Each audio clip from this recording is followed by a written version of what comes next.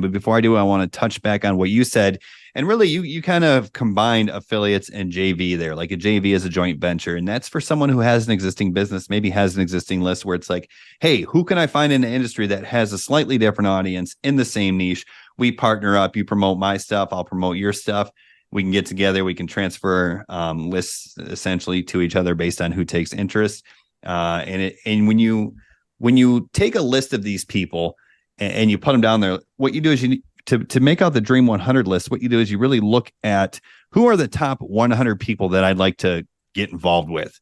And that could be an influencer as well, someone who has influence in your space, and you realize their audience would be a good fit for your product or your offer. Be like, hey, man, what can I do to get them on board? Maybe I offer them an affiliate commission. Maybe I work some sort of joint venture opportunity, or maybe I simply just pay them for a post, right? You can, micro influencers, even if you don't have a huge budget, someone who has $50,000 on or 50,000 followers on TikTok, that's a lot of followers. Their videos have potential to get a lot of reach, but as it was talked about at Funnel Hacking Live, you might be able to get 3 posts for $600 from them.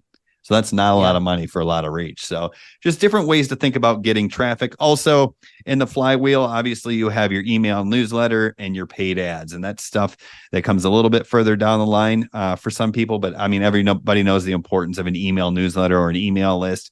And then obviously paid ads after everything is proven with organic is a great way to go. And then another point that was brought up is when you talked about this attractive character flywheel, or when Russell, you can see 2 separate sets of arrows here. You can see the bottom 3 arrows that go to the MIFKI and the top 3 arrows that go to the dramatic demonstration challenge or webinar.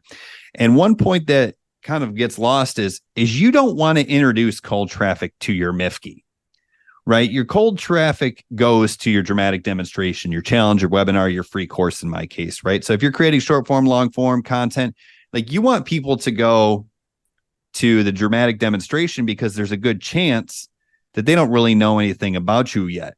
But if they are already on your email list, that's when you can offer them the MIFKI, right? And so basically you have to know who you're talking to and what platform. So if you're emailing your list or your retargeting ads or something like that, you can talk about this MIFKI. Hey, here's the greatest time to join ClickFunnels because I'm giving you this free gift. You get the 30 days book, you get the cookbook, you get this cool t-shirt. It all comes in this beautiful box. Right. That would be great for people who already know who you are. They might know you a little bit. They might like you a little bit. They might even trust you a little bit. But if they don't know you, if you're creating content, then that traffic has to go to the dramatic demonstration first, the challenge, the webinar, the free course. But they can be offered the MIFKI after they register. But the point is know the awareness level, or at least consider the awareness level of the traffic when you're writing to them or creating content for them, I think is the point. Yeah, so that's 100% right. I mean, you create content, you start driving traffic to your products, and now what do you need? You need a dramatic demonstration.